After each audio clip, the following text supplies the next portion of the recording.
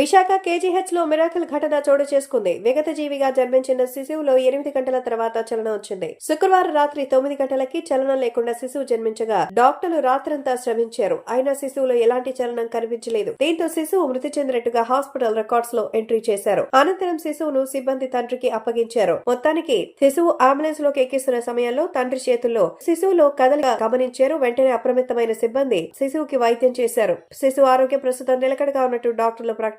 దీంతో ఆ తండ్రి ఆనందానికి అవధులు లేకుండా పోయింది. చనిపోయాడని భావించిన శిశువు బతికే ఉండడంతో ఆనందంతో కంటతడి పెట్టుకున్నారు. హాస్పిటల్ సిబ్బంది చెప్పిన వివరాల ప్రకారం విశాఖపట్నంలోని ఒక కాలనీకి చెందిన గర్భిణి పురిటి నొప్పులతో గత రాత్రి కేజీహెచ్ గైనకాలజీ వార్డ్ లో చేరారు. డాక్టర్ సిజేరియన్ చేసి గర్భిణికి ప్రసవం చేశారు. మగబిడ్డ జన్మించిన బరువు తక్కువగా ఉంది. శిశువులో ఎలాంటి చలనం లేదు. దీంతో అవసరమైన వైద్య సేవలను డాక్టర్స్ అందించారు. శనివారం తెల్లవారుజాము వరకు ప్రయత్నించిన ఉపయోగం లేదు. దానికి తోడు శిశువు ఊపిరి ఆగిపోయింది. విధుల్లో ఉన్న డాక్టర్ శిశువును పరిశీలించి చనిపోయినట్టు నిర్ధారించారు. హాస్పిటల్ రికార్డ్స్ లో శిశువు మృతి చెందినట్టుగా నమోదు చేశారు. అనంతరం శిశువు కుటుంబ సభ్యులకు అందించగా తండ్రి కన్నీటి పర్యంతమయ్యారు. శిశువుని ఇంటికి తీసుకెళ్లి ఖననం చేసేందుకు అంబులెన్స్ ఏర్పాటు చేసుకున్నారు. అంబులెన్స్ లో ఎక్కే సమయంలో తండ్రి చేతుల్లో శిశువు కదలికలను కుటుంబ సభ్యులు గమనించారు. వెంటనే డాక్టర్ వద్దకు తీసుకెళ్లగా శిశువును ఐసీయూకు తరలించి చికిత్స అందించారు. ప్రస్తుతం శిశువుకు ప్రాణాపాయం లేదని చెప్పారు. దీంతో ఆ తండ్రి ఆనందానికి అవధులు లేకుండా పోయాయి. కాగా డాక్టర్లు నిర్లక్ష్యంగా వ్యవహరించారని బంధువులు ఆరోపించారు. దీనిపై KGH superintendent doctor P Sivananda వివరణ ఇచ్చారు. ఇటువంటి కేసులు చాలా అరుదని చెప్పారు. శిశువును గైనకాలజిస్టులు చిన్నపిల్లల డాక్టర్లు కలిసి చూస్తున్నారని తెలిపారు. తక్కువ బరువుతో పుట్టే శిశువులు అరుదుగా ఊపిరి బిగబట్టి ఉండిపోతారని, దీన్ని వైద్య పరిభాషలో